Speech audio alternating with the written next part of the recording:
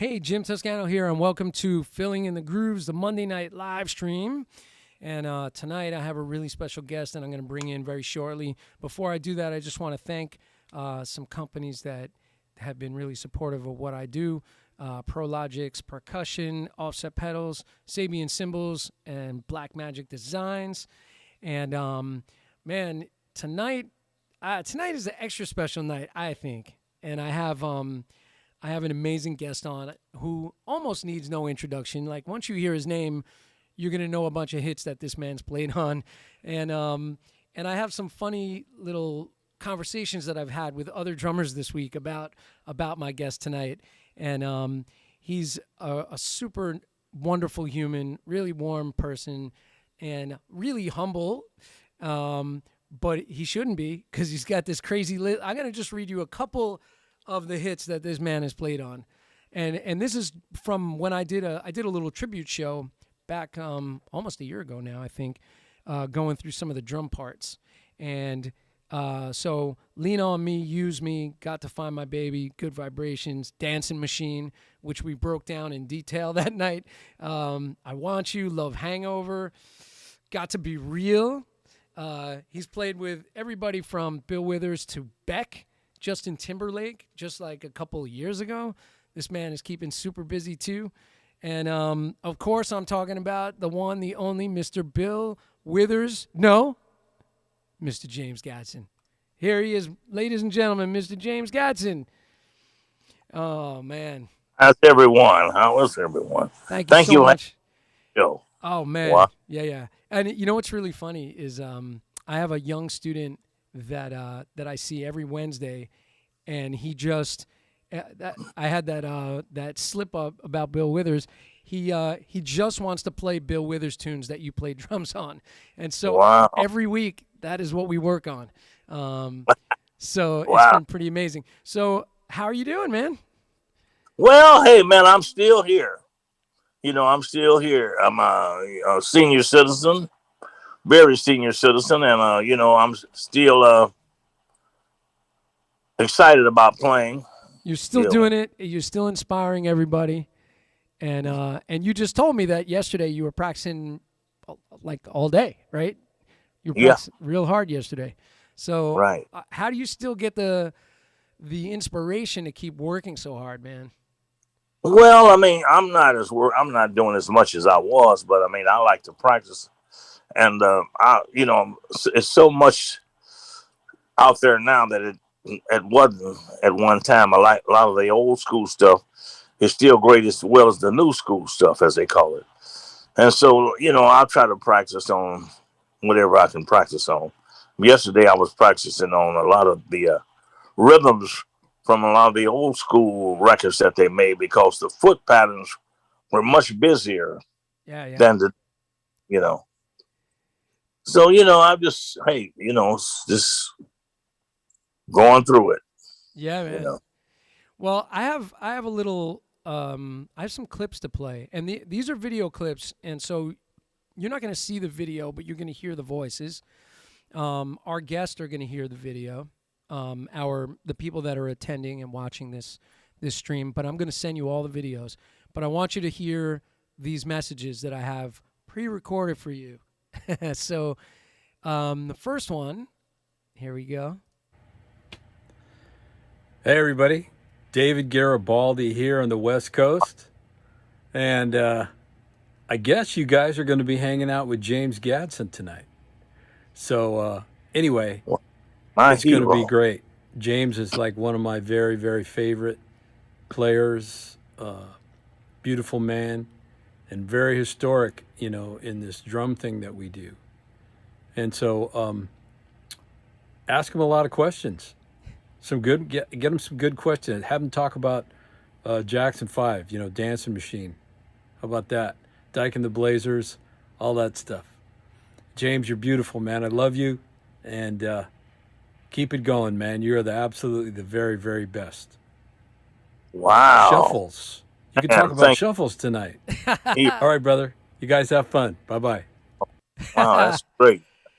So Wow, thank you. David sent me that video, and the last thing he said on that was like, shuffles. You guys could talk about shuffles. Because yesterday, I just want to real quick. I had him on the phone while I was on the phone with you, and he said that he saw you playing. I forget what year he said it was, but he said that you had the nastiest shuffle going down, and he said make sure you talk about shuffles. So we'll definitely get to that. Oh yeah, he said a couple of guys asked Johnson. Yeah. All right, here we go. Congrats. He said seeing him live was so badass. A shuffle like you've never heard. What time is the show? And he's going to be here tonight, so that's cool. I have another message for you. Do you know Ralph Roll? So Ralph Roll is the drummer with Chic and Nile Rodgers, and he has a message for you. Wow. Mr. Gadson, thank you for the many, many decades of incredible groove and instruction that you've given so many drummers around the world, me being one of them. I've admired your work and your ability to bring so much to a song. I wish that I had a chance to meet you one day, just to be able to shake your hand and tell you how thankful I am that you have been such an inspiration to this world. And I know for decades to come, you will still remain one of the most incredible influences behind the drum set. So thank you so much. Wow, how nice. Yep. How nice. But we do get to meet and shake hands. Yeah, yeah, Wow. for sure, man. Ralph is a sweetheart of a guy, and he brought you up in when I interviewed him as one of his influences, big influences, man. So I wanted to share that with you. I have a few of these. I'm gonna play a couple more, and then we're gonna talk, and then I'll save a couple for later. Here's one from our good buddy Dom Famularo. Jim Toscano's Filling in the Grooves with James Gadson. James Gadson is a hero of mine. When it comes to groove and playing pocket, this is the standard of what we all should guide by. He is absolute drumming royalty. Thank you so much, James Gadson, for all you continue to do. I love you so much. Thanks. Wow. I love you too. It's good to hear your voice. Wow. Great. Dom is one of a kind, right? Yes. Yes. So Wow. So I'm gonna play some more of those messages in a little bit, but I have some questions. We got to dig into it a little bit before we do that. So I just wanted to mention that I mentioned that in 2019 you recorded with Justin Timberlake, and I'm starting now, and then we're gonna work back. And so over the last few years, and I also mentioned that you played with Beck, and some of these newer recordings that you've worked on. Tell me about that. How is it working with these pop guys now compared to when you were starting to work in the earlier days and coming up? What is it like? What's that experience for you? Well, I mean, it's all exciting to me. I never I take it all very seriously, and it's a lot of learning. A lot of different techniques and ways that that they're writing and doing their music, and it's a great challenge. It's a great challenge. I'm in awe that they even call me, and I'm grateful to be there. Awesome. Yeah, yeah. And I will say, back to Beck on that album Sea Change, a lot of the stuff that you played is really, of course, playing for the song, and sitting the groove just in the right spot, sitting the backbeat just in the right spot, and real dry, like the drums sound really dry, the way Beck recorded his record. And what was that experience like working with him? Because he's an interesting producer, right? Yes, he is. He and Nigel Goodridge were producing. What an experience I had. That was great. I mean, we tried so many different things, and the way that the drums were mic'd, the ones that I was using, I used the drums that I used in the 70s. The disco drums. Oh, cool. Had all the heads off of them, and they were able to control that sound. They like it, but Nigel mic'd the drums much different than they usually are mic'd. So it was great, and playing Sea Change because Beck was going through something in his life, and it was like we were on a journey. We were really on a journey. It was really it would get really it would be I couldn't really explain it, but I mean it would be like we're in a drone sometimes. Wow. We into it. It was something. Yeah, yeah. And I mean that record, I loved when I did my show about you, and I was kind of breaking down grooves. I was listening to all these different things that you played on, and some of these things I never realized you had played on.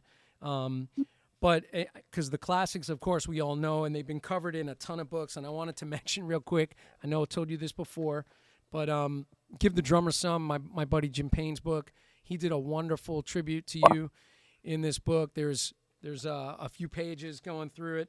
And, of course, Stanton Moore did a tribute in Groove Alchemy to you.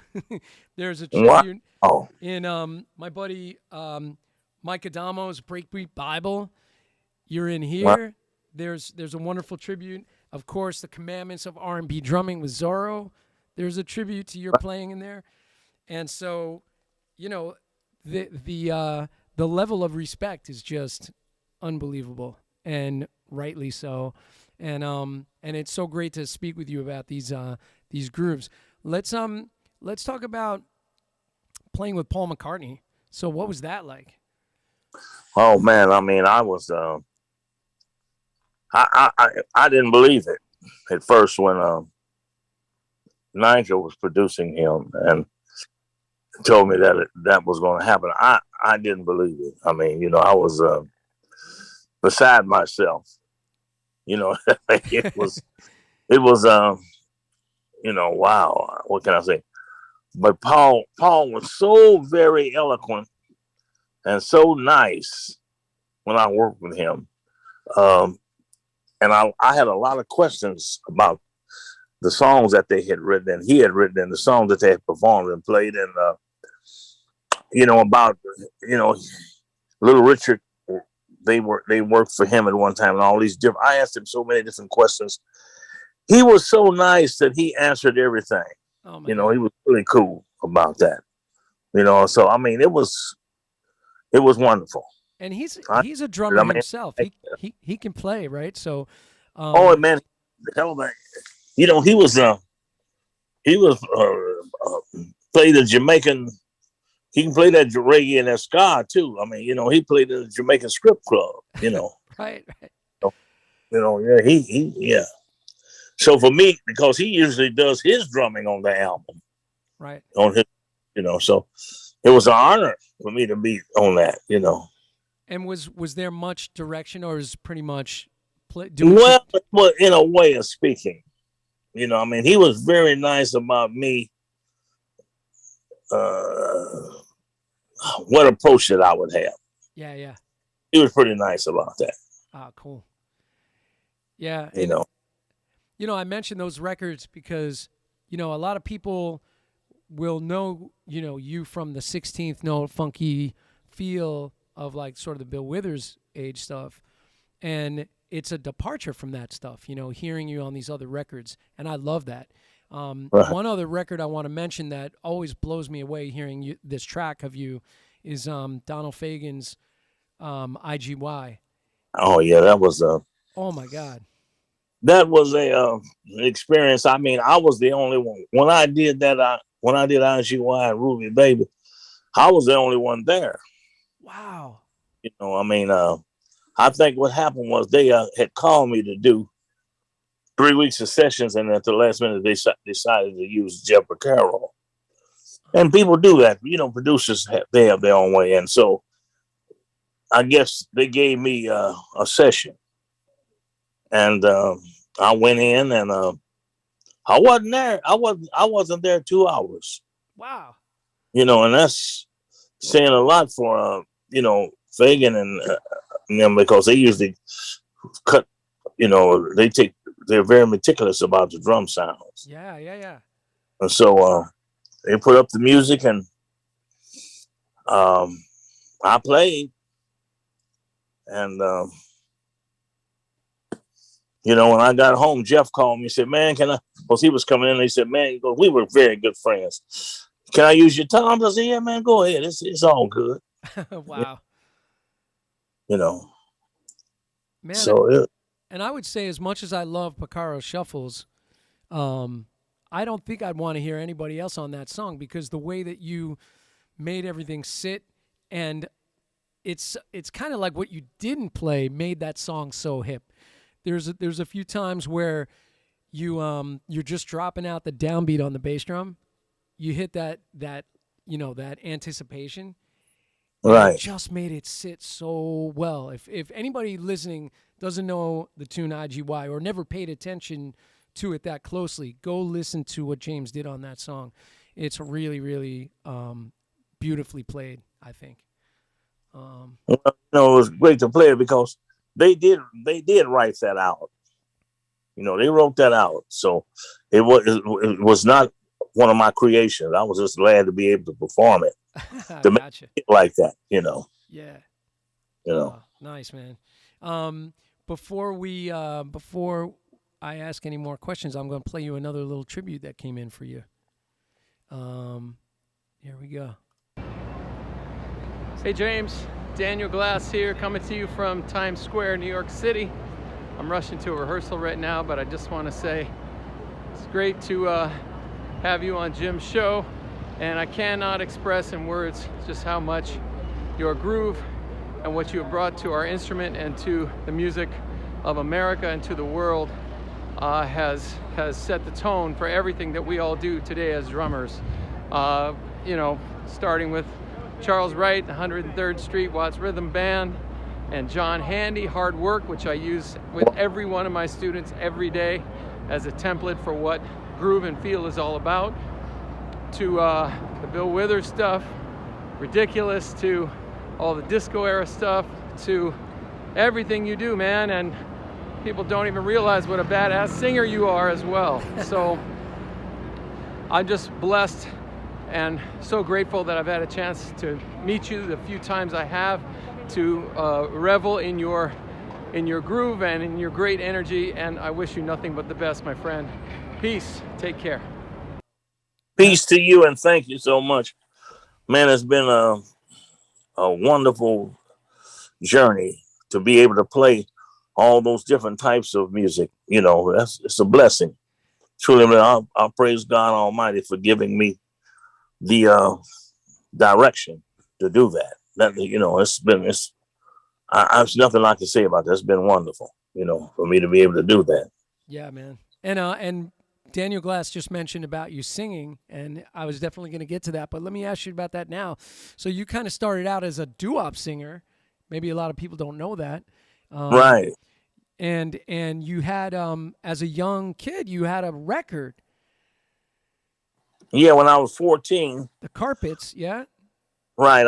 We had a group, my brother and I and 3 more gentlemen in Kansas City. We got signed to the federal label. That was the same label that James Brown was on. Yeah. And that's when he first got, I think it might have been almost the same time that he got signed. And he had a record out called Why Do You Do Me This Way? That was before Please, Please, Please. Yeah. You know. And, you know, so we had a record out called Why Do I, and Let Her Go. And, you know, we done 4 sides. We didn't get to do an album.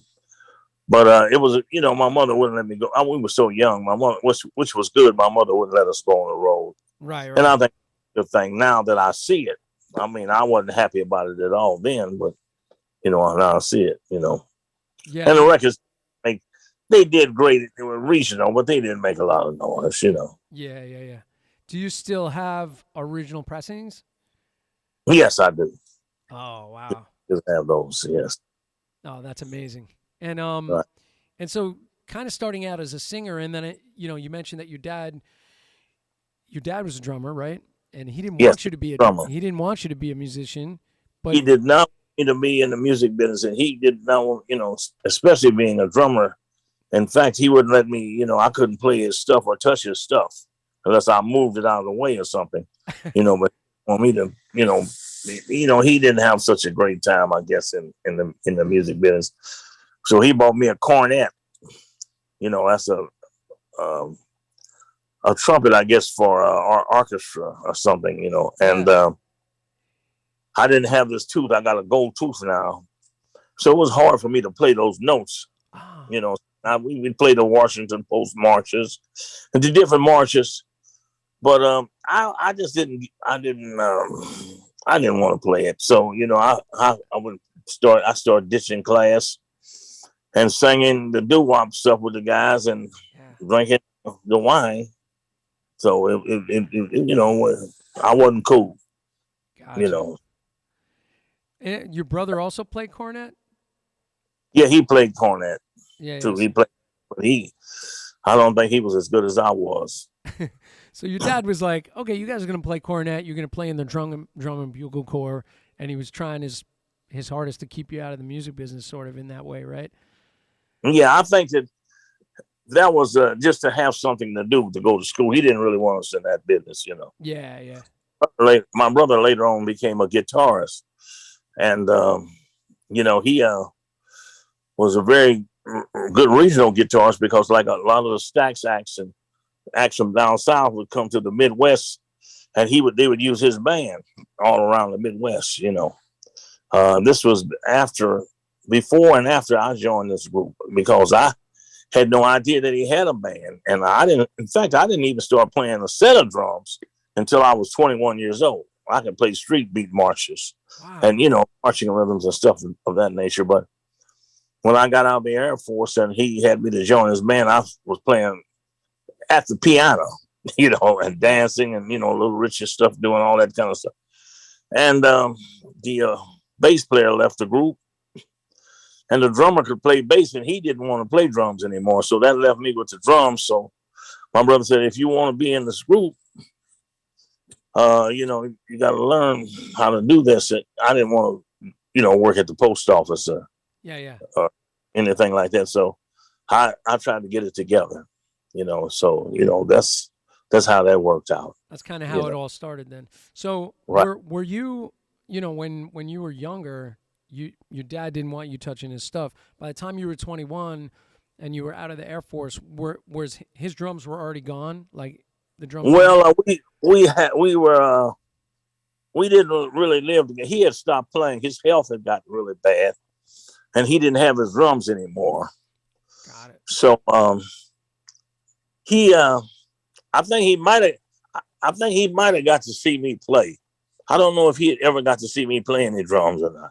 Oh, okay. I think I was working in one of the nightclubs in Kansas City, and one of the nightclub owners who knew him probably had him to come over and see me. I didn't know anything about it, at the time. But I was just starting out, and during that time, I had come off the road from playing with my brother, who was playing. We were playing R&B. They called it rock and roll then, rhythm and blues. Now it has so many different names. That I got dazzled by the Hammond B3 organ. So if he saw me play, he probably saw me playing with the Hammond B3 organ. I got into the jazz idiom, that and playing outside jazz and stuff of that nature. Wow. So that's what I was doing until I left Kansas City. Okay. And then so when you were touring with your brother, when you were playing with him, and so you guys were playing shows, playing gigs, what kind of stuff was that? Original material, or were you playing standards of the time? Or well, it was this was a different. While we were in town, I worked around the Midwestern areas. We played the top 40 stuff and some originals, but we had gotten a booking to go down south, and my brother's mother-in-law knew this promoter, and he had us. He booked us down south. That was it was horrific. It was awful. I mean, he booked us as Otis Redding, who was living at that time, and William Bell and all these people, and we had to go in these different towns and portray these people, and they would actually be shooting at us. They'd run us out of town a lot of times. It was pretty rough, I've read about this. Yeah. So he was booking you as like these people, and then when the crowd would get there, it wouldn't be Otis Redding, and they were mad.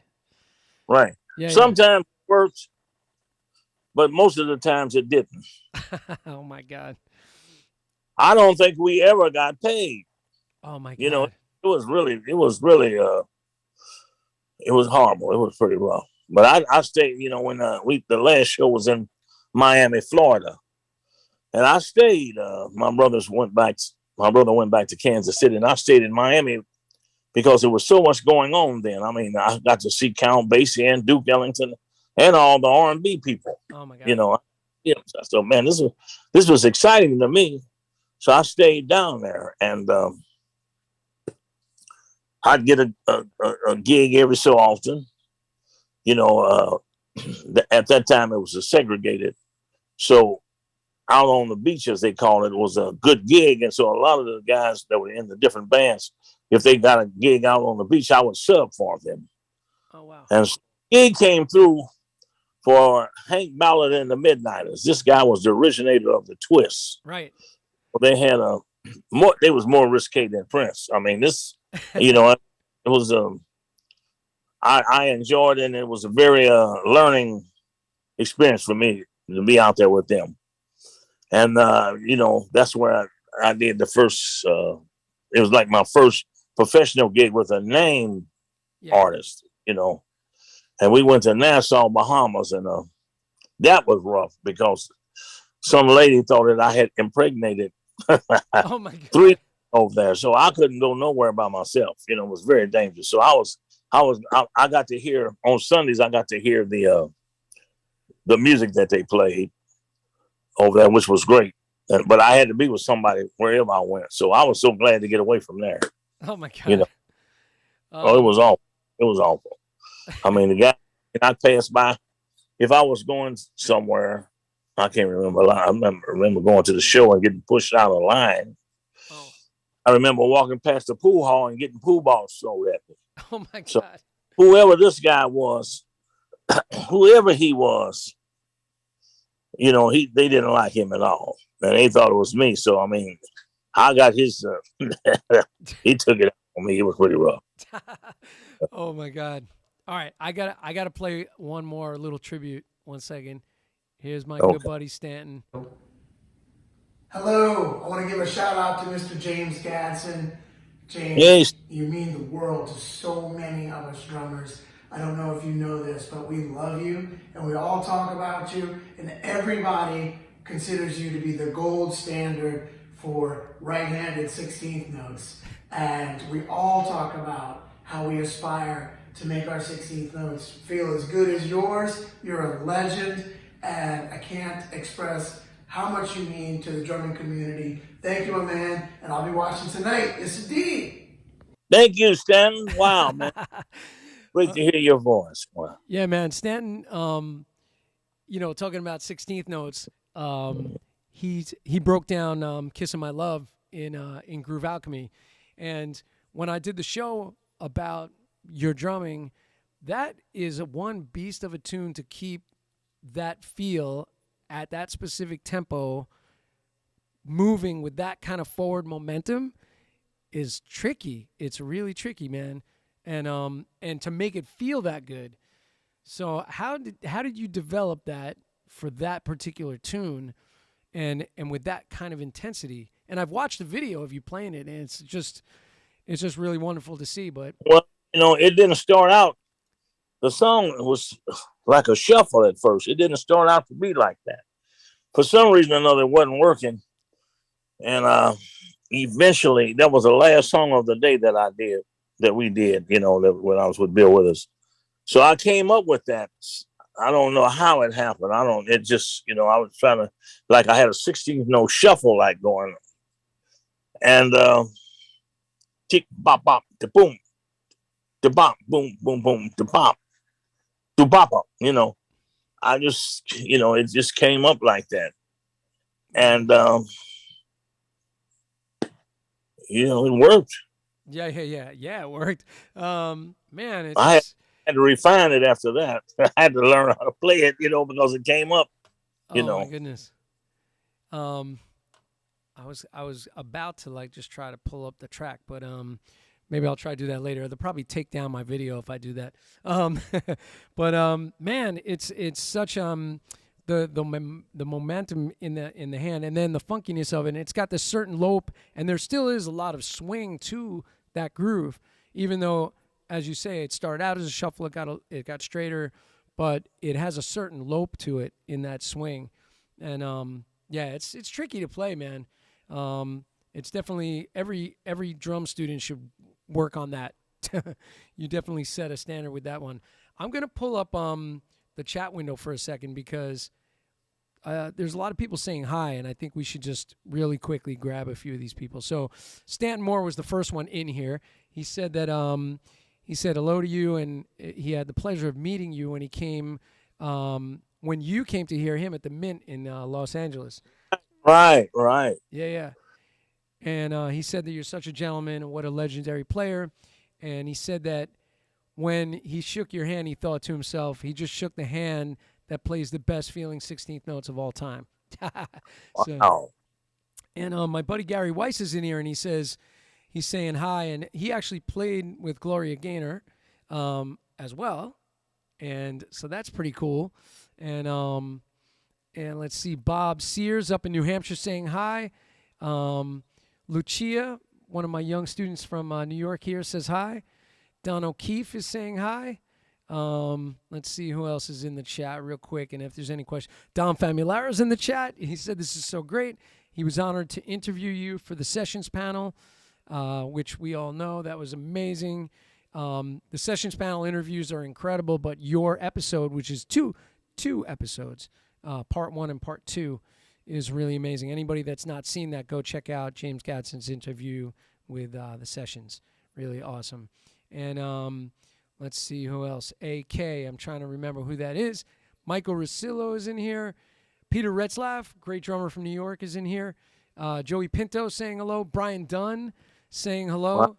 And Brian's got a message for you, actually, real quick. I'm going to play that one now. Mr. James Gadson, I'm sure you have no idea who I am. I know who you are. My name is Brian Dunn.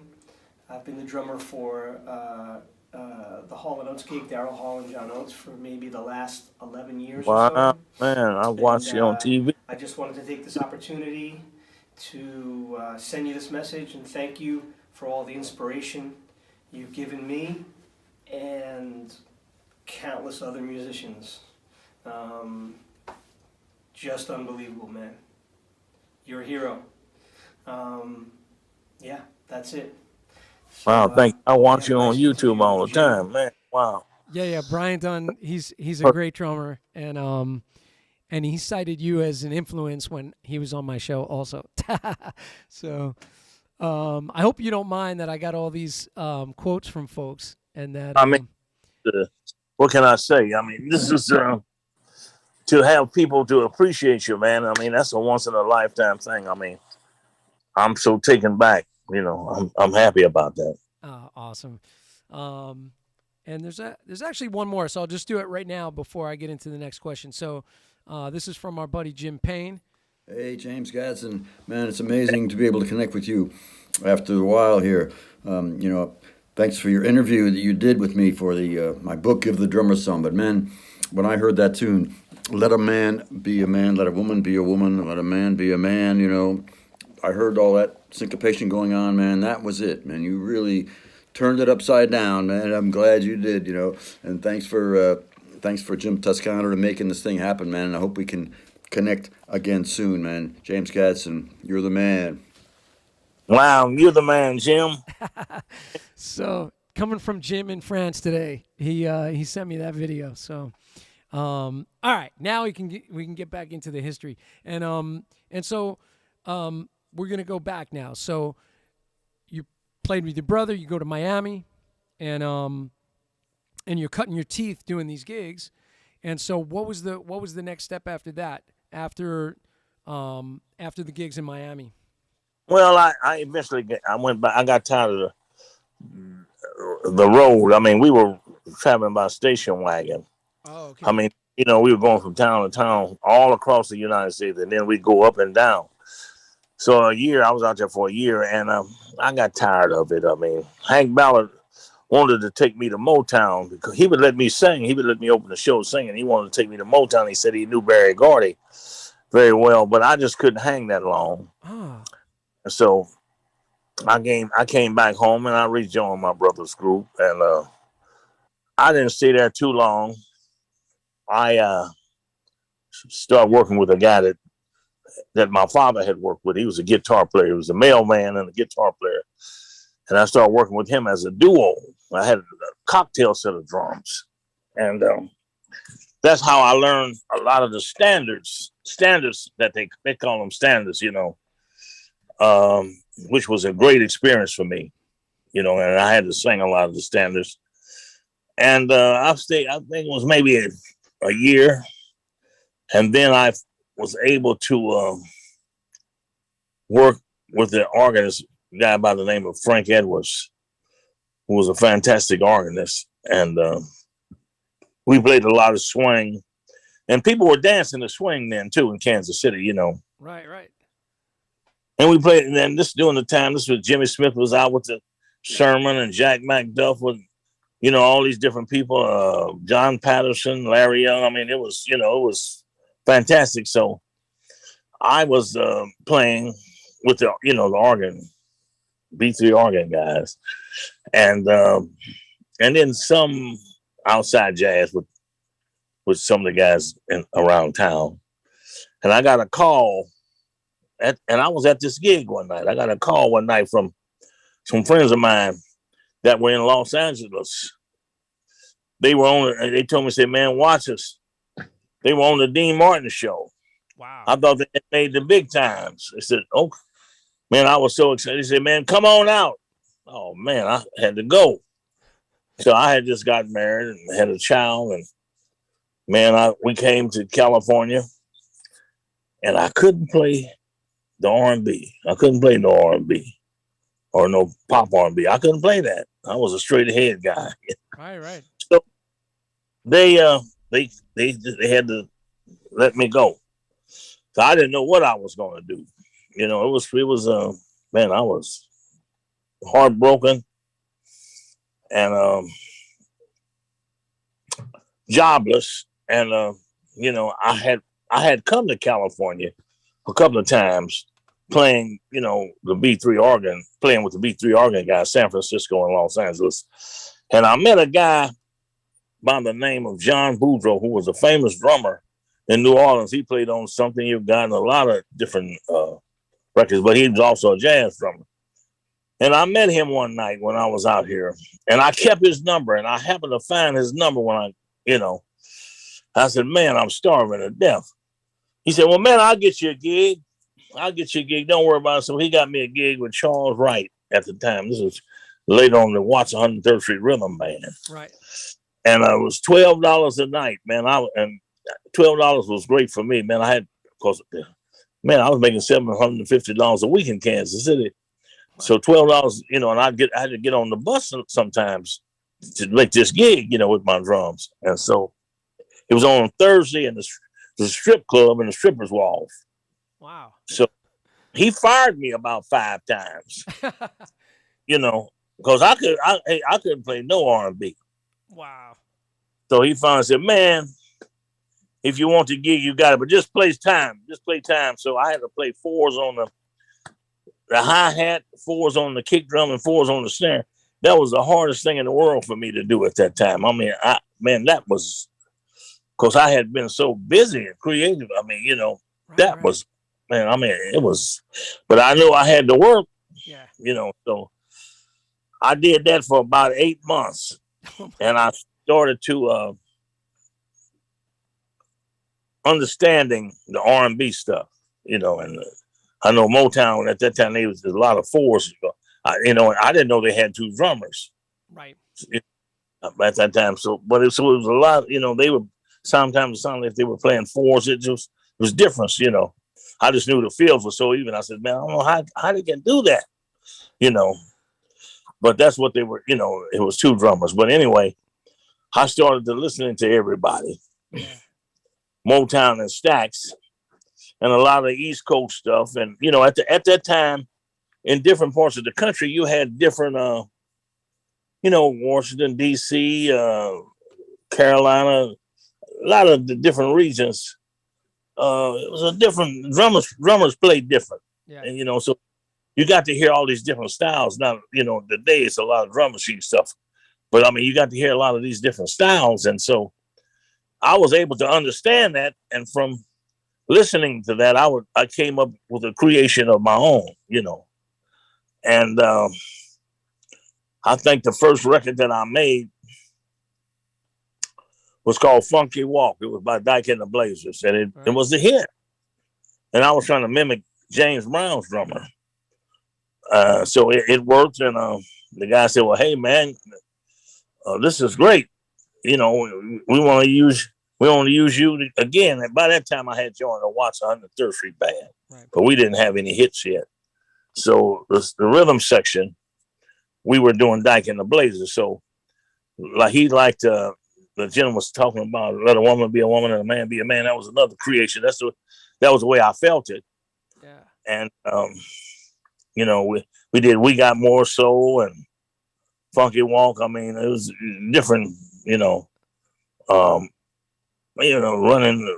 I can't remember a lot of that stuff, but it was good for me because I got to create I wasn't told what to play.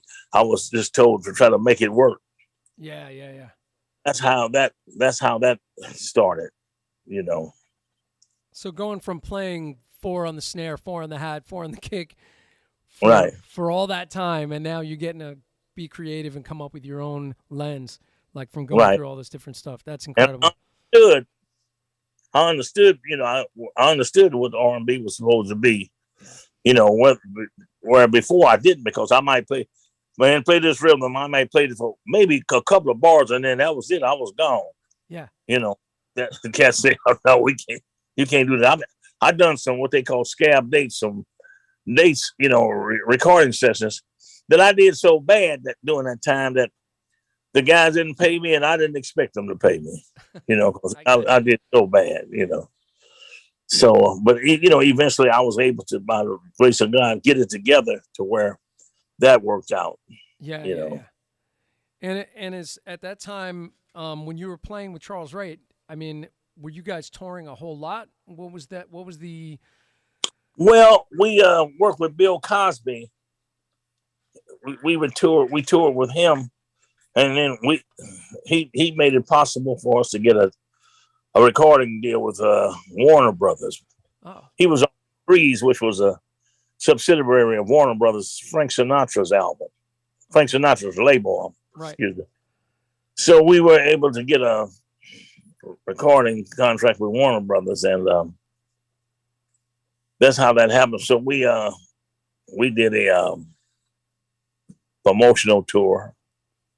Warner Brothers paid for it, and then they signed. When we came back, they signed us on. And I think the first major tour we did was we opened up for the group called the Temptations, who were hot at that time. Yeah, man. We opened up for them, Wow. you know. So And I was singing. We had a hit record called Love Land that I was singing, and so I was saying that people didn't know it was me because they didn't see me. right.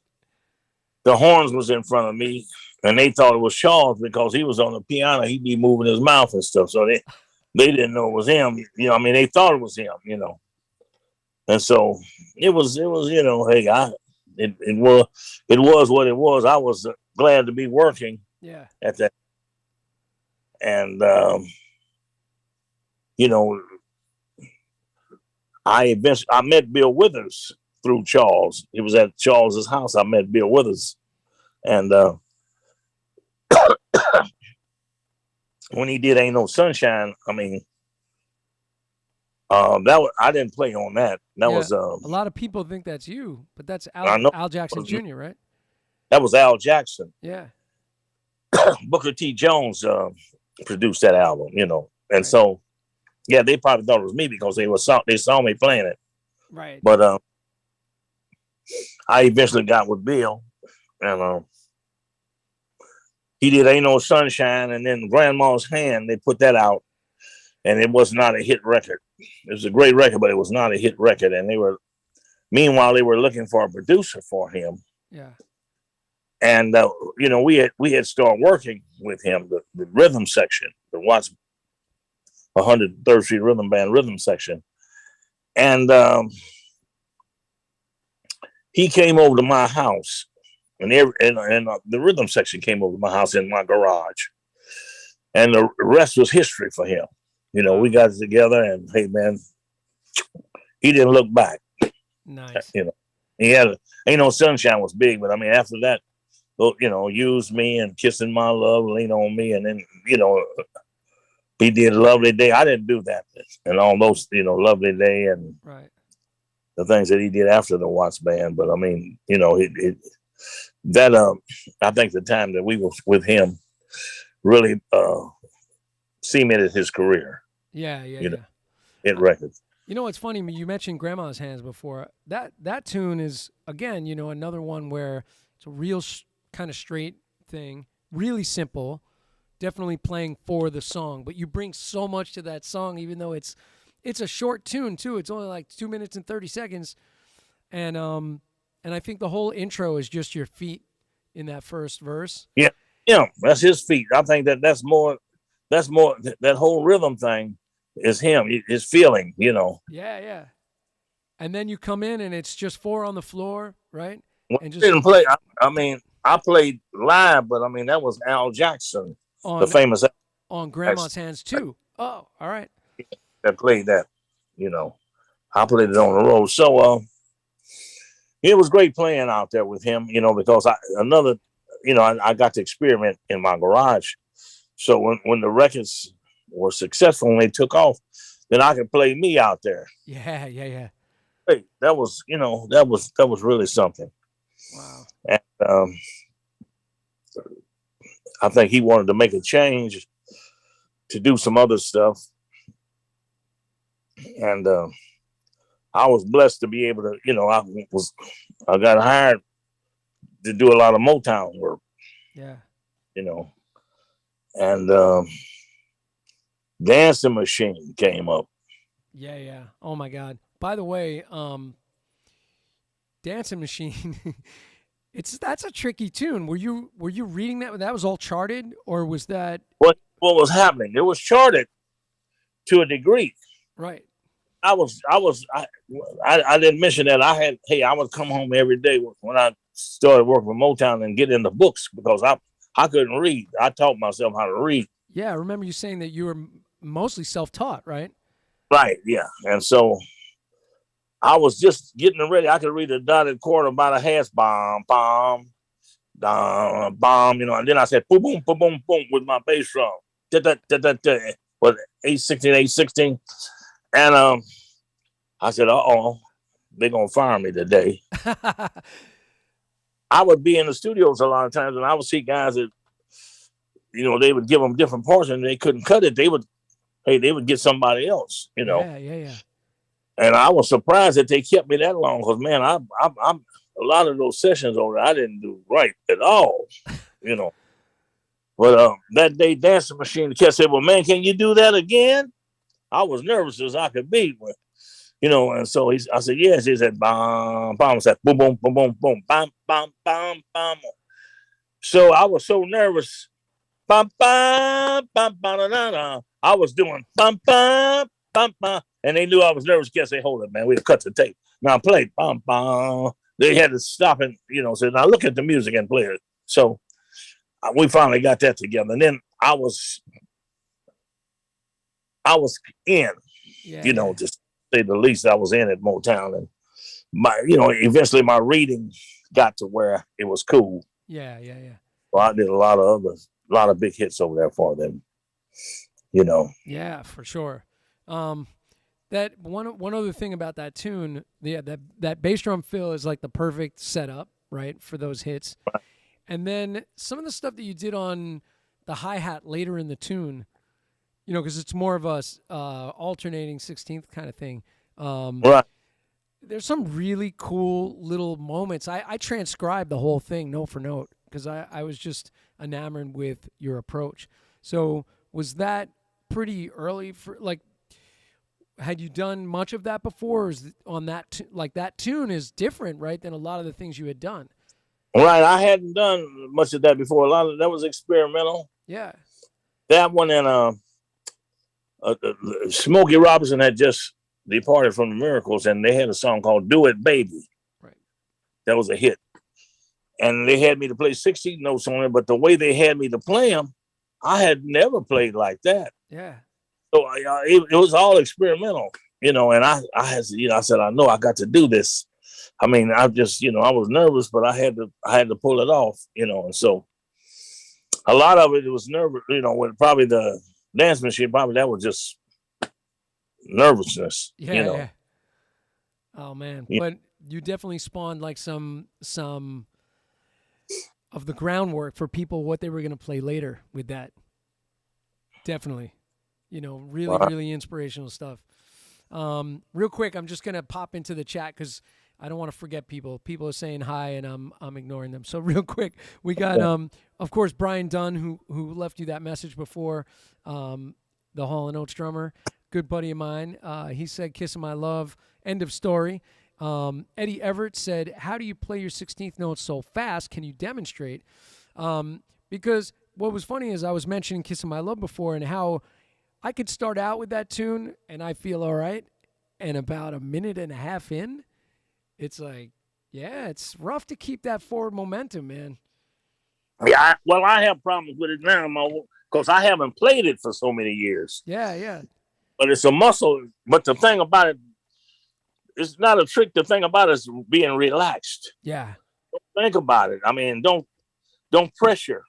If Yep. you put pressure on playing 16 notes like that, you're going to get tired. Yeah, yeah. You just let the stick do the work. If you let the stick do the work, that's what it is. When I watched you on that the live footage of you doing it with Bill, it looked like you're pretty much using sort of this pumping motion, and your hand is really, really relaxed, and it looks like the stick is basically just your movement is serving it, and the stick is along for the ride. It's you got to be very relaxed with that. Yeah, for sure. And I'm trying to do a shuffle 16 note situation. I was, whatever would come out, you know what I'm saying? Yeah. Make it righteous. My buddy Sergio Bellotti, who's an instructor up at Berkeley, he's a great drummer too. Southpaw, friend of mine, is saying hi. He said greetings and respect. Oh, from I'm Boston. a southpaw too. I just don't play like that. That's right. I'm a southpaw. We got some lefties in here. Let's see. Oh, Karen Federer, good friend of mine, is saying she's pretty sure that Jerry Brown was talking about you at the show the other night. Jerry, yes. Yeah. Shout out to Jerry. Yes, good. I got to meet Jerry. When I guess he still lives out here. Yeah. Yeah. Dave Clive from the Dave Clive Gretsch Museum is sending his love. Wow. My love to you. Joe Margolo saying, hey. Steve Balgoyan loved Stanton's tribute to you, and he's enjoying the show. Kelly Ray Tubbs saying that she's happy to catch a little of the show tonight. Kelly Ray Tubbs was on my show, too. She's a really fine drummer and a music historian, so she knows all the history. Rob Glick, my bass player extraordinaire, is in here. Gary Weiss, as I told you, who plays with Gloria Gaynor, he said that he thinks of you every time that he has to play I Will Survive. That was we did that one take real quick. What was happening with that song was we were working on another song all day. That I Will Survive, I think that was going to be the B-side.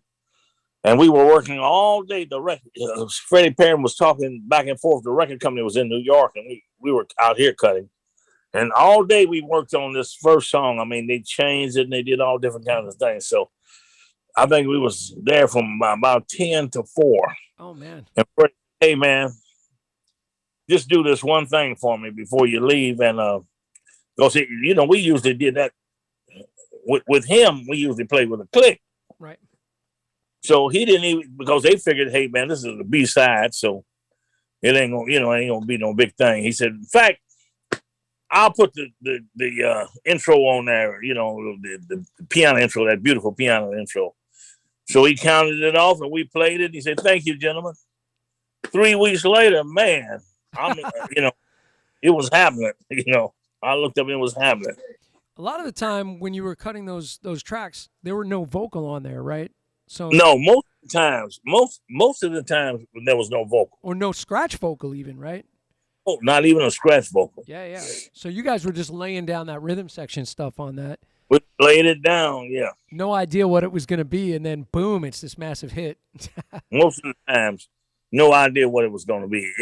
Every so often we might do a cover, and I kind of knew. But, 99% of the time, we had no idea.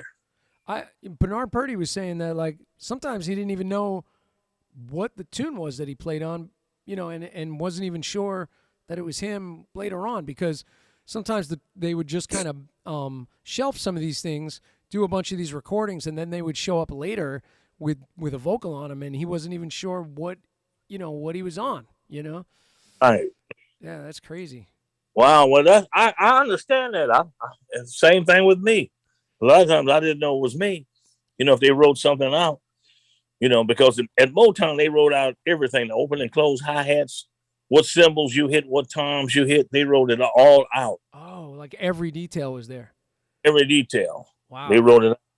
I know they didn't do that in Detroit, but they did it in Los Angeles, Yeah, yeah. And so you So- you really had to get your reading game on quick. Right, Yeah, yeah. right. Man, did you basically teach yourself to read, or did you find somebody and say like, "Hey, man, like I got to get this reading thing together"? I got some books, some rhythm books, and I just basically taught myself. Wow. Yeah, that's impressive, man. I still need a teacher. I mean, you never learn it all, Yeah, you can't learn it all. That is for sure. But I mean, there's some things that I'd like to, a lot of, I played on some big band albums, but I don't think I'm, that qualified. I'd like to, learn that. Yeah, yeah. Hey, man, it's good to just keep that process of learning. Like I think drummers, especially drummers, like we're sort of lifelong students of the instrument, because there's just so much to absorb, man. And I think we appreciate that as musicians. I mean, that's my Right. take.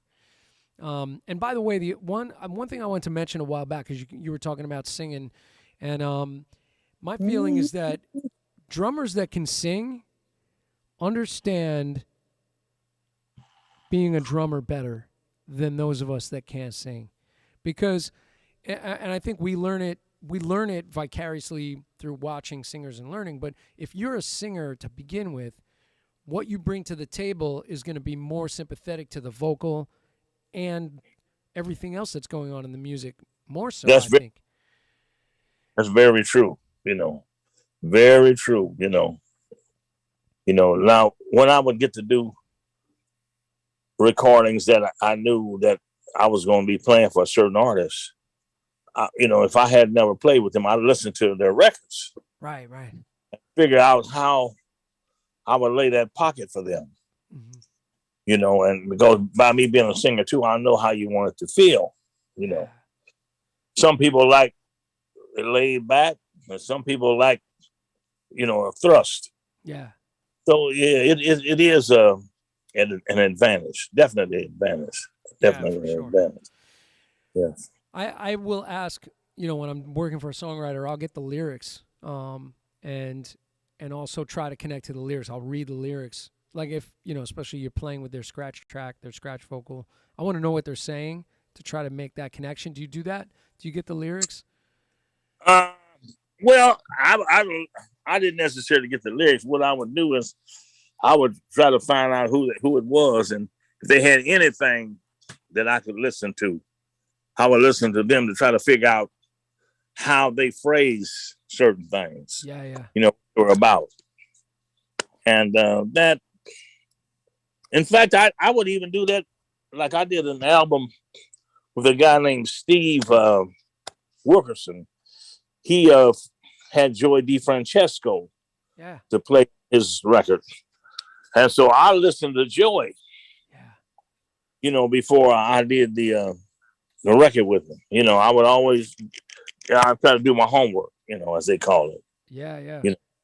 Because I really take this stuff serious. I really, it's a serious thing for me. So. And it shows. It shows. You bring it to the table every single time. Gary's asking how you feel when you hear things on the radio now or on TV where you're playing on it. Do you still get like that feeling of like, oh wow? Well, you hear stuff that it might be all right. Sometimes you hear stuff, I could have done that better right there at ball 4 or something like that. I mean, if it's been a long time when I hear it and I say, wow, man, I played that. That's great. That's wonderful. But a lot of times I would be hard on myself. Sometimes a record would be successful and I figured I didn't do exactly everything that I should have done, and it would kind of bother me. It would bother me. Aren't we our own worst enemies? you'll play something and then you'll go back and hear it and you'll be like, oh man, you know what I would have played instead of that. You start rethinking it, you know.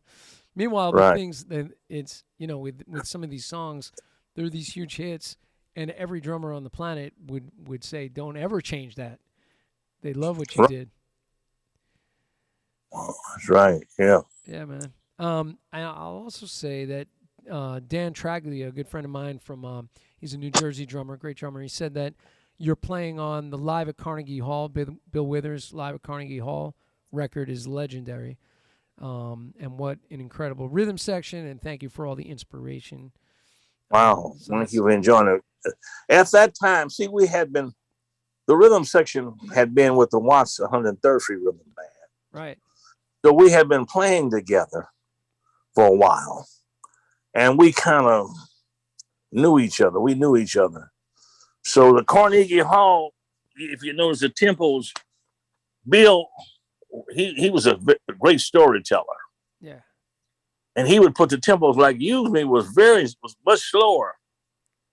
I don't think we did Kiss My Love on that. We might have. I don't know. I can't remember. But we were so in tune with one another that we could make it happen at whatever tempo that he would start at. Yeah. Oh man.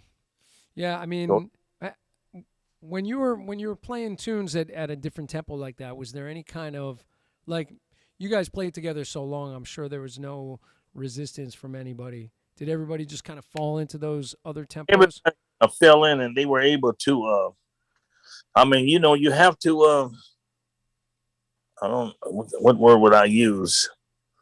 Your mind. You get ready for it. Yeah. And I was able. You're able to. Perform. At that tempo. Yeah. Especially a drummer, because the stuff was slower Yeah. than it usually was. It's tricky, like when you get a song really stuck in your head at the tempo that you played it at. Right. It's hard to take that into a different place. You still feel that connection to that where it felt right at the time.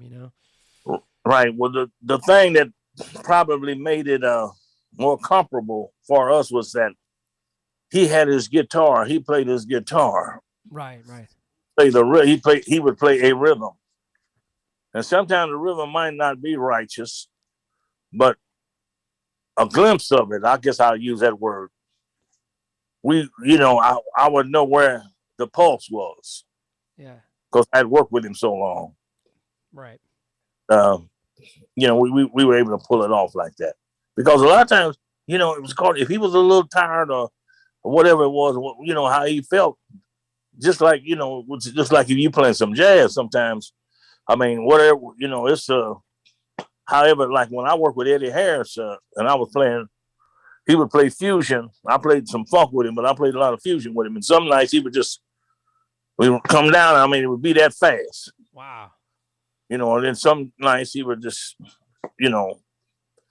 but in R&B, you got to lock and you got to have some kind of pulse. You got to have a groove. So we were able to, it was a great time in playing with one another. We were able to make it, comparable, make it feel right. Yeah. Lucia Seminar, my student, is asking, by the way, she's like 12 years old. She's saying, what is your favorite track that you've played on? Wow. I really could. People ask me that and I don't know. Yeah. I really don't know. I mean, I just, it's just a joy in playing all of them. But hey, man, they got a girl. I guess she's from London. Is she 10 years old now? She was 7 years old.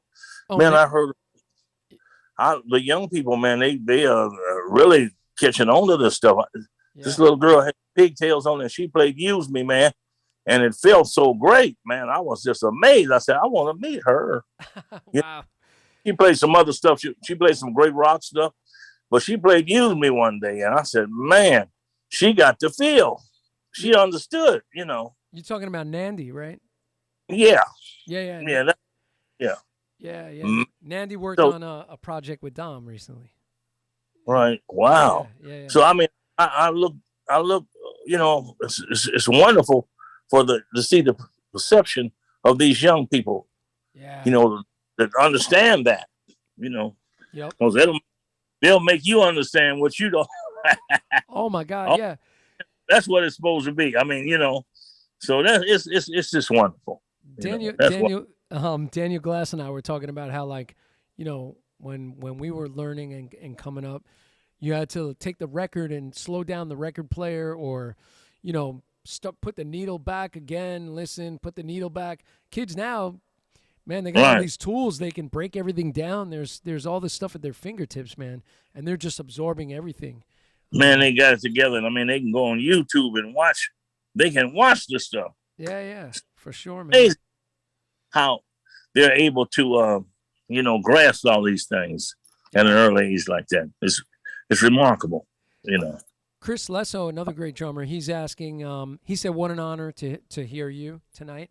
And he said, what was your biggest confidence booster when you started working with, like, these high caliber legends? Like, where did you have to go to get that confidence to pull it together?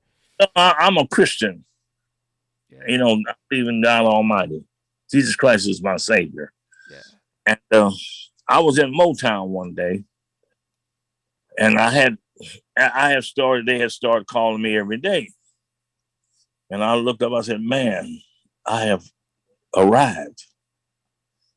Thank God, and I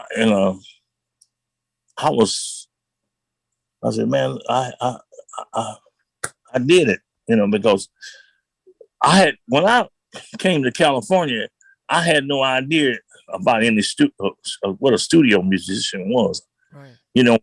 Bands that came through town. I'm from Kansas City, the Midwest. We thought all the bands played on the records. Yeah. But we didn't know about studio musicians. So when I got out here, and I was so glad I said, man, this is what I want. I want to try to be a studio musician, because the tours that I had been on was traveling in a station wagon all across the country, man. Sometimes the gigs didn't pay something, so this was, man, I said, wow, they got something like this. This is great. I'm going to try to do this. So I had arrived. So it was a blessing. It was a blessing. And you had to, going from that history and then learning how to play with a click and getting in these studios and starting to record, that must have been a whole learning process, right? Yes, it was a learning process, but I was determined. I guess you would use that word. I said, hey, man, if they got, the click, I mean, that was very hard. The thing about it, you have to let the click be the click. You can't fight the click. You got to let it be what it is. Yeah. I mean, I didn't know that at first. You try to force your thing into it, but then I got to make this work. Yeah. So what I would do is, see, one is so big. A lot of people don't know one is so big, man. One is big, and everybody plays on the one different. Right. I mean, you playing with a lot of people without a click, then it's altogether different than playing with a click. Yeah. So when I would play with the click, I'd have to turn the click up a lot of times, where I would hear the click more so than I'd hear anybody else. And so I would play with the click and read the music. Yeah. So that worked for me. Because a lot of times if you're trying to listen to the click and you're listening to the keyboard player or the bass player,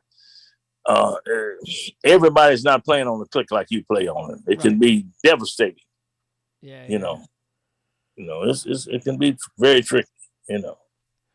By the way, I wanted to mention real quick, Tommy Igo, he didn't have a chance to shoot a video, but he said that he's a huge fan, and he has been forever. And he, in Groove Essentials, his book, he dedicated groove number 14, which is the R&B section, to you, and it's all about.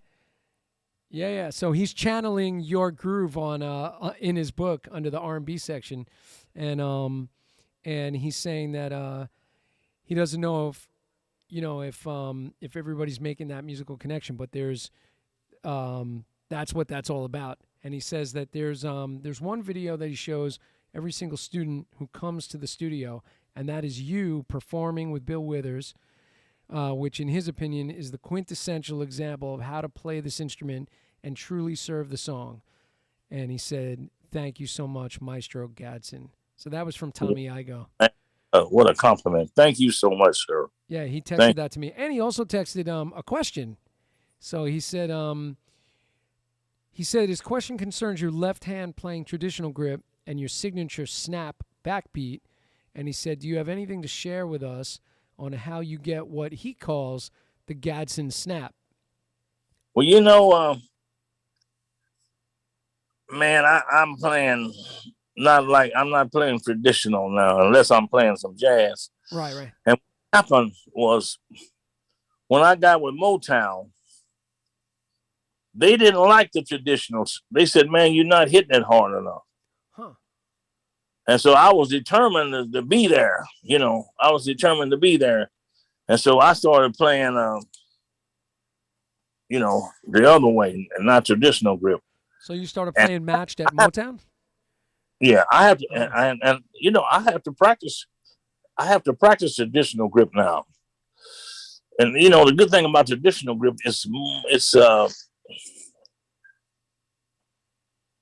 you can do more with that.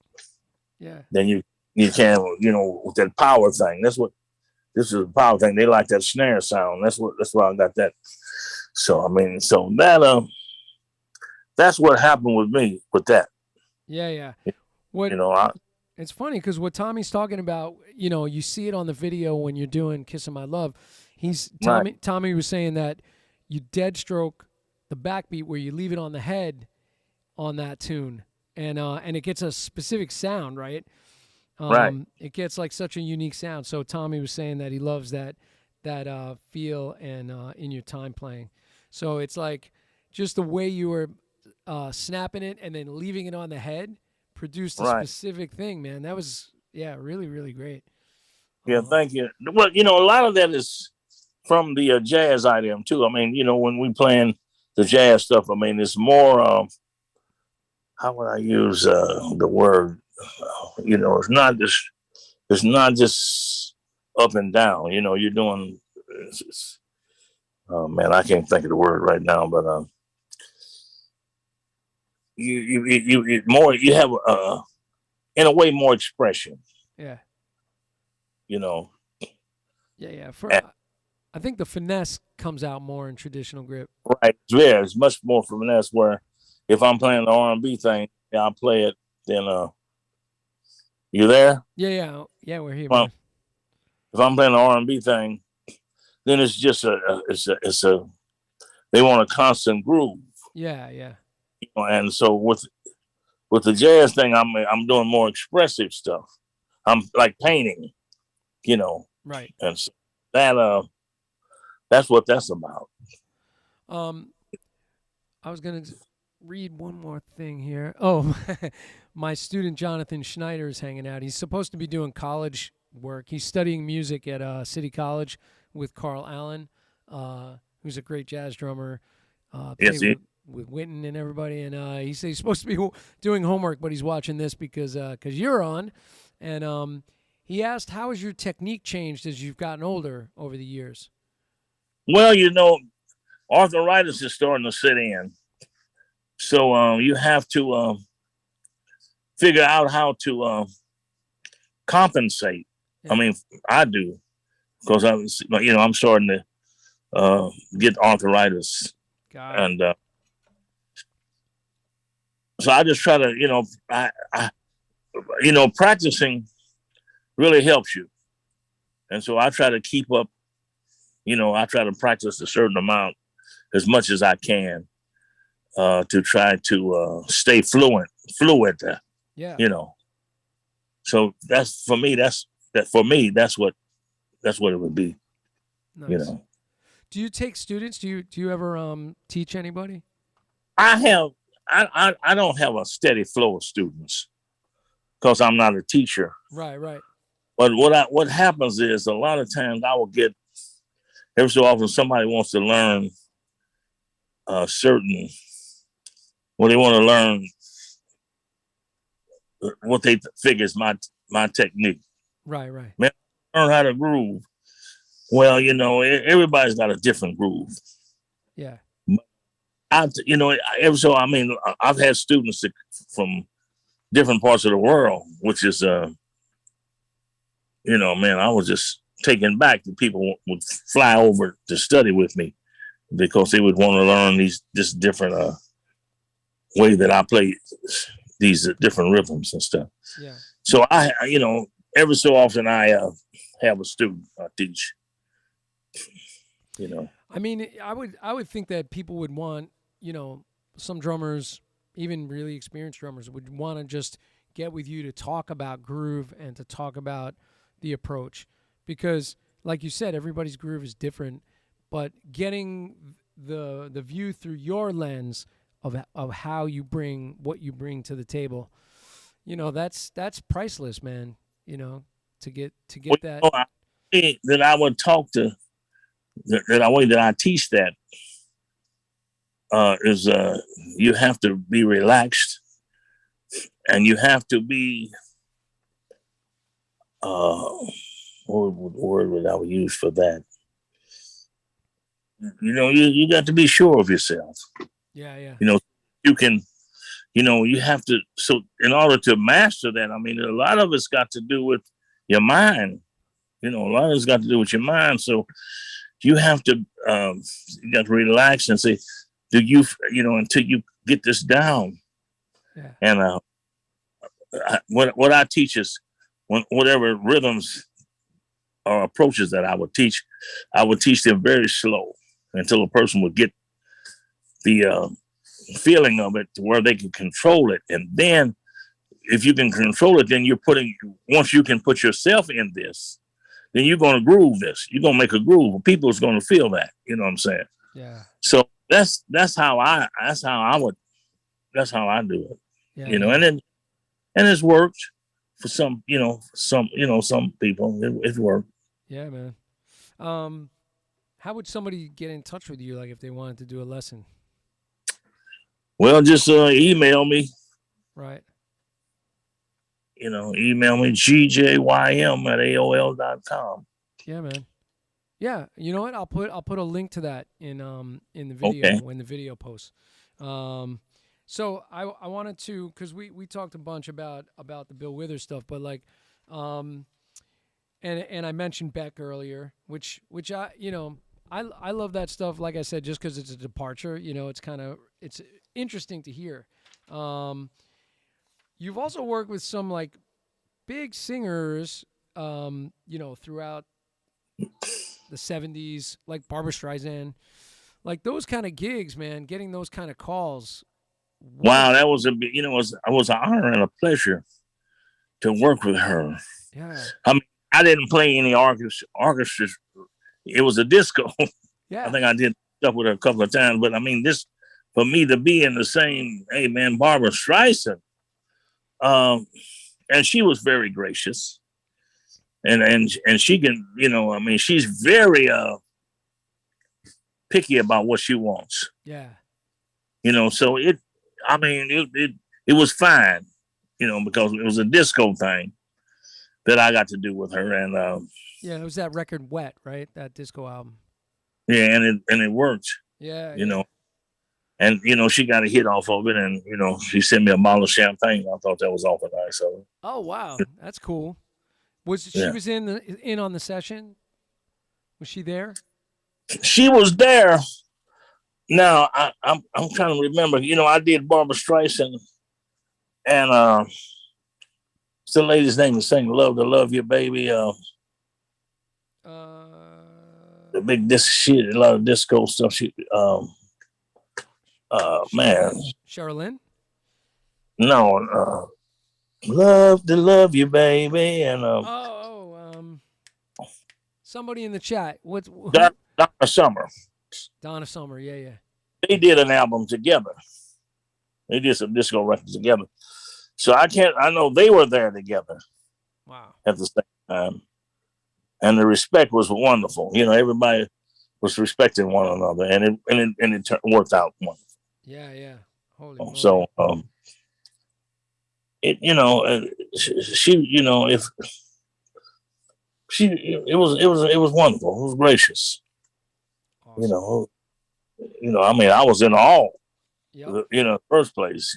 So I want to make sure I did my best. You know, What about Aretha Franklin? uh, that was I was I didn't I played some records with her, but I don't think they were big successful records. Yeah. Um, it was fine. I wish that I had played with her when she played the piano Yeah. to get the thing that she portrays. But I mean, she was fantastic. I mean, Aretha Franklin was hey man, she could sing anything. She's a powerhouse. Yeah, she could sing anything. Jazz. I mean, when I heard her sing the standards. I dug the standards, But if for me I would have enjoyed working with her where she played the piano. Yeah, yeah. Oh, I mean, it's just incredible the amount of folks that you've worked with. I mean, but you know what's something I wanted to ask you earlier. So did you come to know Hal Blaine living in LA? yeah, And yeah. So Hal Blaine. Hal Blaine. What a wonderful gentleman. He when I was with the Watts 103rd Street Rhythm Band, my drums were awful. I mean, before I was able to get some new drums. right. He left his drums in the studio for me to play. Oh wow. It was a song called 65 Bars and a Taste of Soul that I played with the Watts 103rd Street Rhythm Band. And he had all these tom-toms. I had never seen anything like that before. You like 8 of them, right? So the guy said, hey, man, Hal Blaine left these here. You better play all these drums. I tried to play all of them. Oh, my God. Yeah, he was playing that big Octoplus kit. We've been in each other's company. I enjoyed him immensely. Beautiful. Oh, and you came to know Earl Palmer? Yes, Earl Palmer also very gracious. Wonderful people. I mean, I looked up one night, I was playing a gig and he was there. So I really got nervous. Man, come on over and have a drink. Beautiful, beautiful cats. I mean, these cats, I mean, they paved the way for me, I mean, and those two gentlemen, not only just they did R&B and the pop, they did everything. Yeah. TV and the movies and all that. I didn't do a lot of TV and a lot of movies, but man, those guys were all around fantastic musicians. Wonderful. And I just wanted to mention, because we talked about this when we were hanging earlier, that I got my Modern Drummer out from 2007, and Jim Keltner mentions playing with you on Joe Cocker record, and he was playing percussion. You were playing drums, right? And, right. He's just paying, the greatest respect to you on that. And how is that, getting to play with Keltner in that kind of situation and getting to know him? I was in awe because, I had heard some records. I didn't know it was him. I would listen to him and try to do certain things that he did. Then I finally met him. And, man, we did this session with, it was great, man. I was in awe the whole time I was there with him, Well, he's basically saying he was in awe of you. So getting to watch you work in person, he said, was magical. Wow. See, man. Well, man, he was so cool that I was in awe, but after a while he made me, I could relax around him. Yeah. He was cool, man. Beautiful. He's good. We talk a lot. We don't talk a lot, but we talk, And so, just great, man. It's so many wonderful. I've been so blessed to have met so many wonderful drummers and so many wonderful musicians. It's a blessing. I am I am I am still in awe. And I would I say just I always feel like drummers are some weird, crazy extended family. Like we're just this family, like dysfunctional family across the world that all kind of comes together, like no other right. musicians. It's like drummers. I you know I was just aspiring to be a singer. Yeah, That's what my thing was. I was gonna. That's what I really. I mean, drumming was secondary, and what happened to me out here as a singer, that I don't want to go for a long thing and mention that was derogatory. It turned me off. yeah, yeah. You want to sing? I didn't even sing for about 10 years. Oh, really? I stayed hoarse for 2 years. Yeah. So that I guess it wasn't my calling. I guess I have to look at it like that. You know. But do, But do, do you still sing just for you? I mean, do you still enjoy? well, singing? if on the gigs, I go on the gigs. I mean, I haven't gigged in 2 years though. Since the pandemic, I've done some sessions Yeah, yeah. in the year. But I have COPD and asthma, and I've had cancer for 21 years, although it's in remission. So Oh, I have to okay. be very careful out there.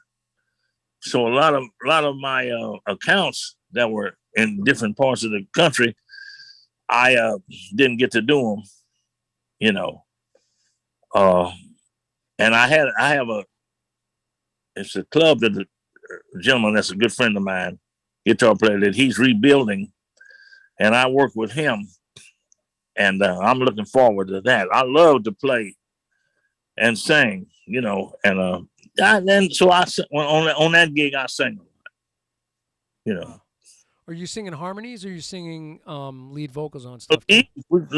we all, the last before the pandemic closed down and we lost the organist. He passed away, famous organist. Uh, Man, it hurts me to my heart to think. Michael Finnegan. He played with Jimi Hendrix and everybody. Oh my God. He was a fantastic singer. Bill Lynch, fantastic singer.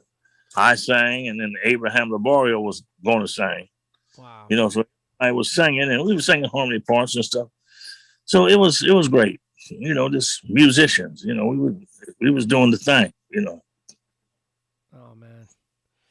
All right, I got some speed round questions, like really simple questions. So, first show you ever saw where you were seeing music and that really got you looking to do this? Oh,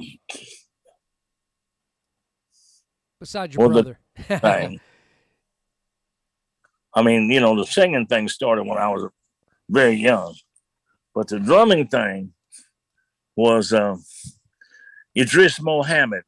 Wow. His name was Leo Marson at the time, and he was playing with an R&B gentleman by the name of Jerry Butler. I think he played with Curtis Mayfield and Jerry Butler. Yeah. So they came to Kansas City with Jerry Butler one night, and I had never heard that kind of groove and that style of drumming like that. In fact, everybody moved. It was so great that everybody moved from the front to the side to watch the drummer and listen to the drummer. Oh my God. That's what made me really, to dial in on, being really get serious about being a drummer. Wow. I heard, and then later on I found out he played on before he played on a lot of other stuff. He played on a lot of earlier Chicago stuff, a lot of Curtis Mayfield stuff, and later on I found out, that was him. Wow.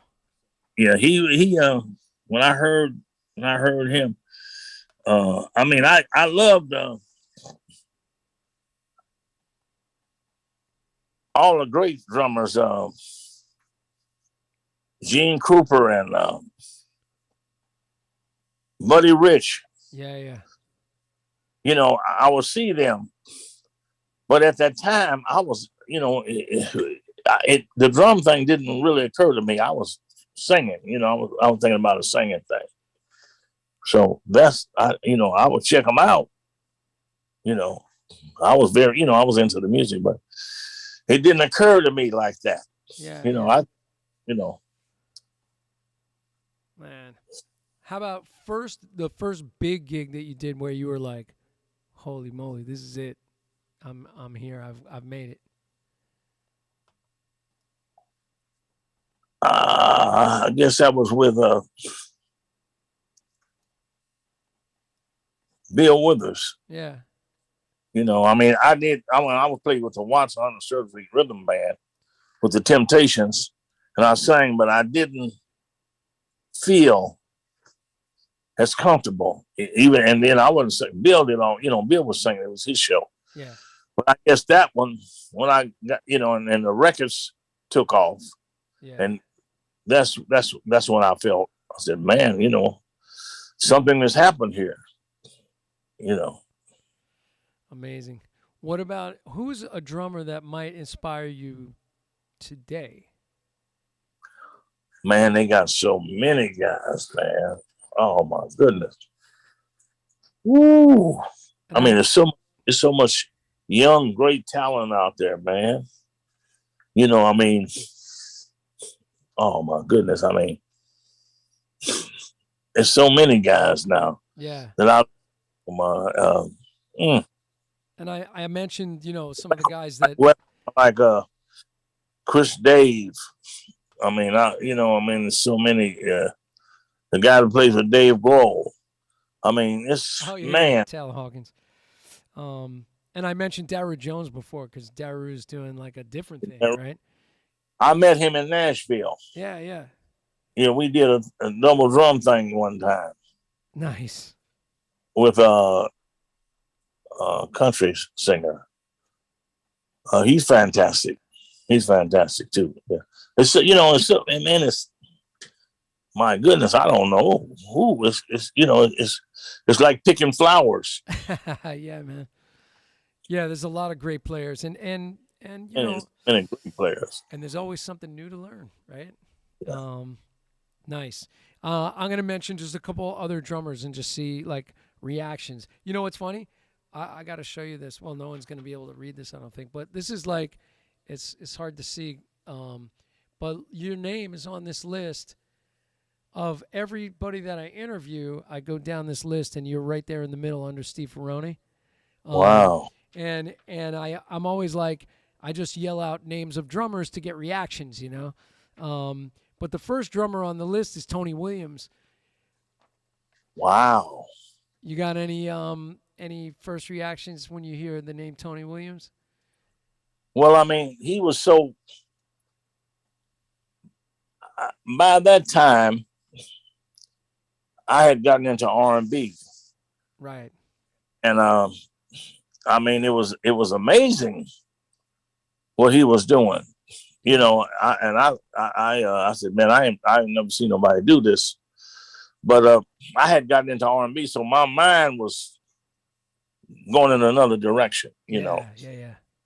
Billy Joe Jones, yeah. Before then, you know. Yep. So you know, Tony Williams was great. I mean, it just that I was trying to learn. A lot of people don't know how deep R&B is. Yeah. It ain't no joke.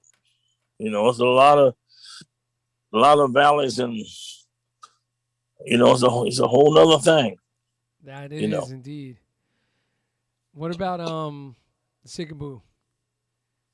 Wow, man! When I heard him, I mean,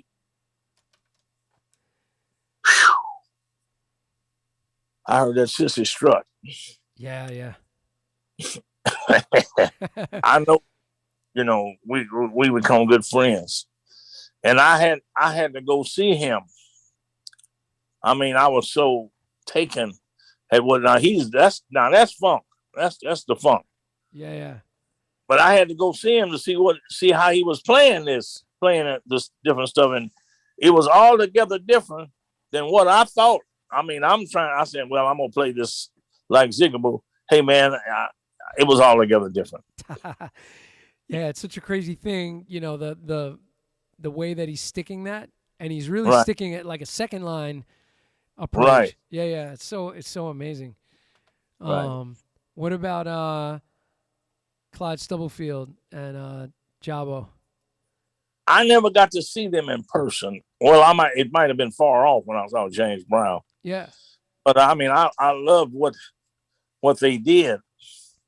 I mean, because I think the first record that I made that was a hit, it was the James Brown thing. I did this record called Funky Walk, right. and I was trying to mimic what they were doing. Yeah, You know, so it was great. I mean, James Brown had a drummer named Clayton Filliard yeah, was yeah. before them, and I mean, I got to see him too. I mean, he had a whole nother thing happening too. So I mean, you got all this going on, you know, and so I'm a mixture of it, you know. It's amazing how like each guy that played with James Brown brought something totally unique to the table. Right. Yeah, totally different. Like Melvin Parker, it was like stripped down, real straight, Right. and Clayton Melvin Fitzgerald had Parker his. was fantastic too. I played with Maceo. I went on the road with them for a couple of months. Oh wow, I took Melvin's place because Melvin would play with them sometimes. He would come out and play with them. how was that playing with Maceo? Oh man, it was funky. Yeah, I mean, my socks would sweat. My yeah. socks, you know, playing that groove. I had a good time. And Nice. Fred Wesley, I had met him when he got out of college when I was with Hank Ballard and the Midnighters. Yeah.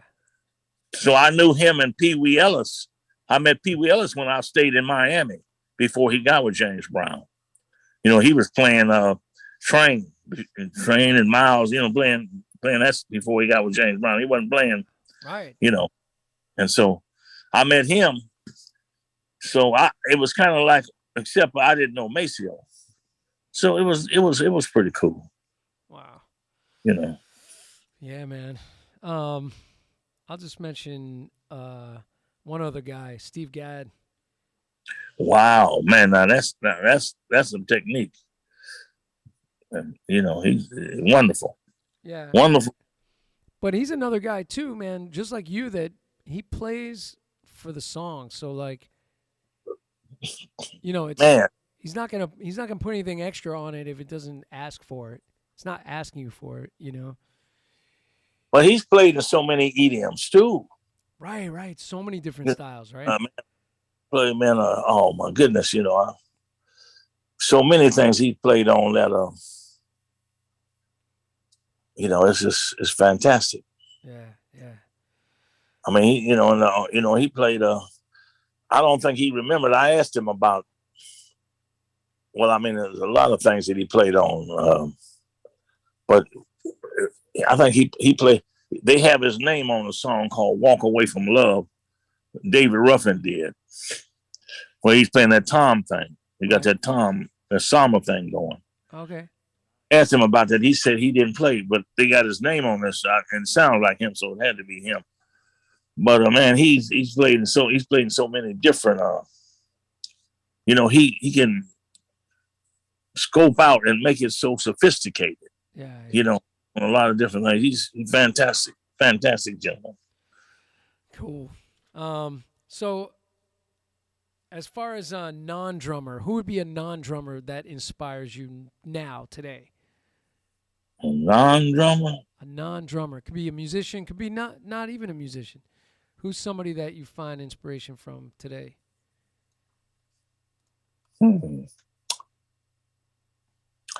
Well, it's a producer that I find to be very. He says he don't know anything about music, but I think he knows much more than what he says he does. You know, and he uh, old age is a book with him. His name. He's the biggest producer in the world. Man. Somebody you're working with now? Well, I haven't worked with him lately, Oh, okay, okay. but I did. I did some Harry Styles for him, Oh, okay. and some other stuff. Yeah, yeah. Um, but he he comes in the studio and relaxes, lays down, totally relaxes, and say he don't know nothing about music. He just know how it's supposed to feel. Wow. Rick Rubin. Oh, yeah, yeah. Man. Yeah, man. Ever seen, Rick Rubin and Don was a bass player. And he's fantastic. The way, and because I think he was a jazz bassist in college. The concepts that he has is fantastic. He understands a lot of different kind of music. Wow. I enjoy those guys. Unbelievable. That's amazing. I mean, Nigel, who was a producer engineer, fantastic. I mean, hands-on. One of the most hands-on producers that I've ever worked with. Wow. It's just fantastic. That kind of give and take is nice in the studio, right? Like if they're very involved and just looking for what you bring to the table and then bringing their ideas to the table, more of a conversation, right? Right. Yeah, man. Oh, man. Well, man, I have to say this has been an amazing time spending with you and talking music, talking drums. Okay. Don't let me forget. I don't, forget the Norman Whitfields at the Motown and the Harold Davises and the Frank Wilsons and people of that nature. Yeah. They were wonderful teachers for me too. As I was able to, go through this journey. Yeah. I mean, all these different fantastic, it's a blessing. It's a blessing. Yeah. And I'm still discovering stuff that you've played on. And I printed out your entire sort of discography. And I was even kind of amazed to find out that you did a bunch of Nashville guys. So like, in recent years, Keith Urban, Kelly Clarkson, and Leanne Rimes, right? So right. Like working with some of those folks, and I'm just looking, going like, man, you're just still doing it. It's beautiful. Oh, it has been a wonderful journey. It's been a wonderful blessing. I mean, I all praises to God Almighty because I'm self-taught, and a lot of people, they had training, from different people. So mine is a blessing. Even though my father was a drummer, but he didn't teach me nothing because he didn't want me to be in the music business. God bless him. God rest his soul. Yeah. Man, I am amazed at the journey that I've been through. I don't I don't take it for granted. I just feel blessed. I really do. Well, we're blessed to have you telling us your story, just being here with us, telling us your story. And I think, that's why I do these podcasts, because I just want to capture people's stories, man. And it's really about the man behind the drums, We could, everybody ask about the same grooves and stuff, but I want to know, I'm interested in the man behind it and your journey, So I feel so appreciative that you took the time and you were so generous with your time to hang and talk about all this stuff. I enjoyed it immensely, and man, I'm just so I don't know the word, just taken back from the people that appreciate the work that I've done. I mean, it makes me really feel gracious. That's just wonderful. I mean, I don't, what can I say? I mean, it's beautiful. It's beautiful. And everybody, thank you, everybody that was tuning in tonight and listening to our conversation. I really appreciate it. Everybody was showing so much love tonight.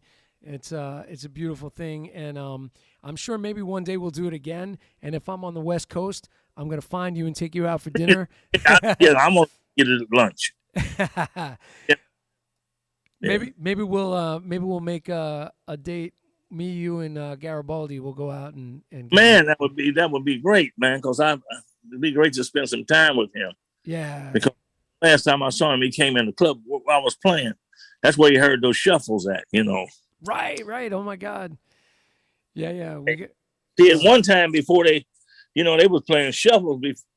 New Orleans might have been playing a different rhythm, but a lot of times I came up on the blues and the shuffles, and so a shuffle is a shuffle. It's so many ways. That's the thing about it. He was wanting to know. There's so many ways you can play a shuffle. The idea is knowing the rhythm and making it shuffle. Right. That's what it is. I was thinking about that this morning, like before we get wrapped up. I was thinking about because David was like, "Oh man, make sure you talk about shuffles," and I feel like the shuffle is the one groove that can really define where a drummer's been and where he's going. That's right. Because it's not like other grooves. It has history in it that I think goes deeper, and it has a certain feeling that reveals where you've been. And it's a type of groove where it always feels like you're going somewhere. And so I was like, man, the shuffle is that groove that reveals where you've been and where you're going. I don't know if that's deep or silly but that's what I was feeling this morning. I think every drummer should learn how to play the shuffle. 100%. It's altogether different from everything else, James, tilt your camera. I can't see your face. Okay. Yeah, I think every drummer should learn how to play the shuffle. 100%. Right. It's such an important thing, and it's underrated by, I think, young people today have to really go back. You can't know where you're going unless you know where music has been. You have to go back. That's right. That's it, man. All right, my brother. Well, this has been amazing. We're gonna wrap it up here, folks. But thank you to everybody for listening. Thank you for David Garibaldi, Ralph Roll, Dom Famularo, Daniel Glass, Stanton Moore, Brian Dunn, Jim Payne for sending those wonderful videos, which I'm gonna send you all those videos, James, so you can have them. Wow. And it's been really amazing. Thank you, Stanton Moore, for hanging with us tonight, and Dom and Peter Retzlaff and all Gary Groovy and all you wonderful people for hanging with us. And we'll see you on the next one, man. Wow. Thank everybody for enjoying. Because I enjoyed it immensely. Thank you so much, guys. We're going to wrap here. We'll talk to you real soon. All righty. Roll the titles.